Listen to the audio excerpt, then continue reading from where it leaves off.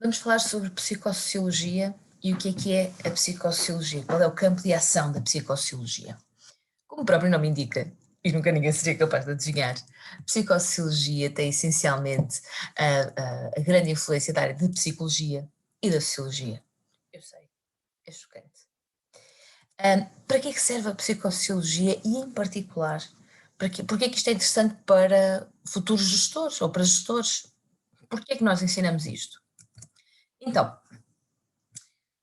o campo da psicossociologia surgiu porque já existia o campo da psicologia e o campo da sociologia.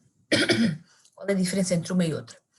A psicologia procura estudar fenómenos de uma forma mais individualizada. Digamos que o foco da psicologia é o indivíduo, seja o indivíduo consigo próprio, seja o indivíduo em relação com outras pessoas, não é? Portanto, dentro da psicologia nós temos várias sub-áreas da psicologia, incluindo a psicologia social.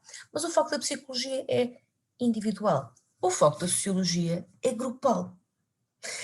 Ou seja, a sociologia procura estudar indivíduos, sociedades, diferenças demográficas, a influência política, por exemplo, um exemplo de um estudo sociológico, é o impacto do sistema político no nível de saúde das populações.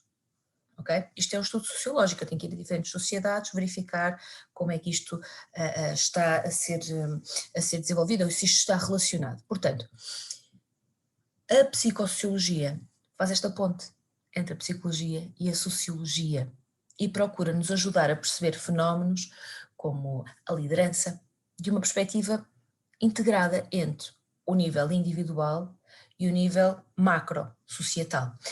Uma metáfora muitas vezes utilizada para distinguir psicologia, sociologia e antropologia, nós vamos já falar a seguir sobre antropologia, é imaginarmos o estudo da árvore, é a psicologia, da floresta, é a sociologia, e do conjunto das florestas, que é a antropologia. Antropos, do grego, significa homem, não é? Pessoa, e aquilo que a antropologia faz é estudar a diferença entre os grupos humanos, entre a sociedade, ou estuda o homem, letra maiúscula, como um todo. Um exemplo de um estudo antropológico foi o estudo desenvolvido por Paul Ekman quando ele estudou as microexpressões faciais, ou na verdade ele estava a estudar as emoções humanas, e ele queria perceber se a expressão das emoções, a expressão facial das emoções, se era uma coisa cultural ou se tinha alguma coisa de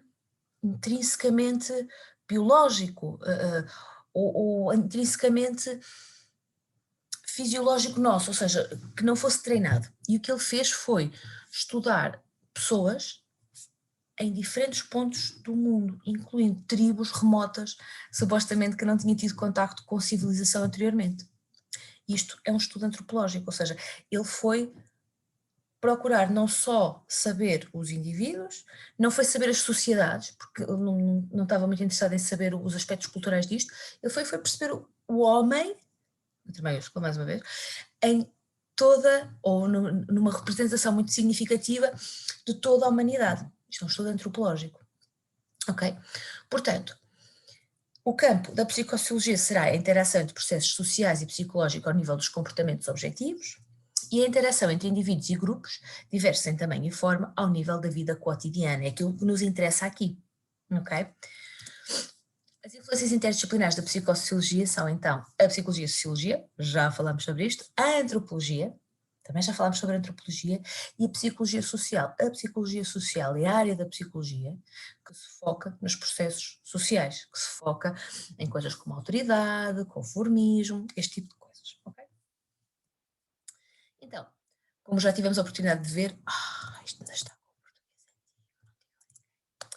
A psicossociologia foca a interação dos processos sociais e psicológicos ao nível de comportamentos objetivos e da interação entre indivíduos, grupos e organizações. A origem é a psicologia social, a sociologia e a antropologia. Psicologia, sociologia e antropologia, se disserem assim, estará correto. Do ponto de vista da psicologia, especialmente da psicologia social, temos fenómenos de influência social, representação social, formação e desenvolvimento de conhecimento, atitudes, normas. Na sociologia temos fenómenos grupais, no contexto formal e informal, como poder, socialização, cultura, etc. Na antropologia, temos a compreensão de diferenças culturais e ambientais de pessoas em diferentes regiões e diferentes organizações. São estudos transculturais. Começamos com o pequenino, individual e interacional de curto espectro, passamos para o grupal, sociologia, não é? Portanto, grupal e o societal, e depois passamos para o antropológico, que tenta abarcar o máximo possível das sociedades, não é? Micro para o macro.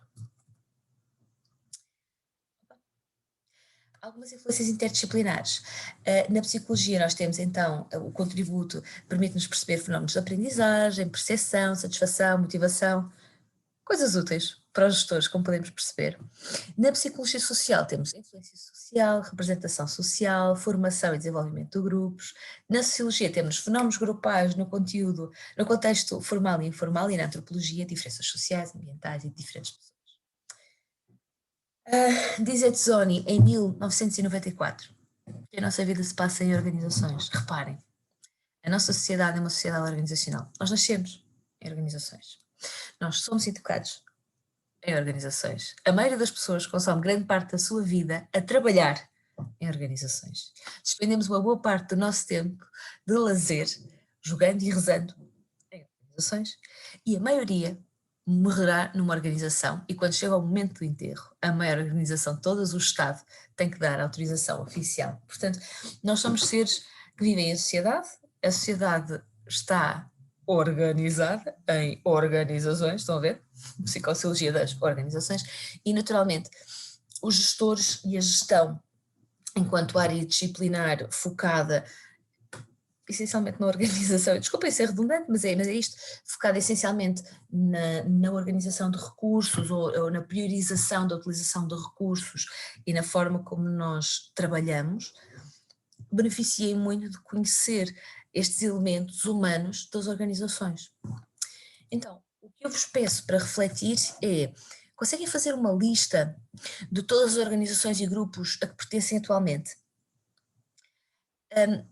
Pensem em organizações e grupos que poderão vir a pertencer no futuro como gestores. Pensem nos tipos de cliente que poderão vir a ter como gestores. E pensem no tipo de contextos em que poderão intervir enquanto gestores. E vão perceber que é extenso, é diversificado e de facto as organizações estão praticamente em todas as dimensões da nossa vida. E é muito importante conhecer os fenómenos humanos que as influenciam. E é isto. Até já.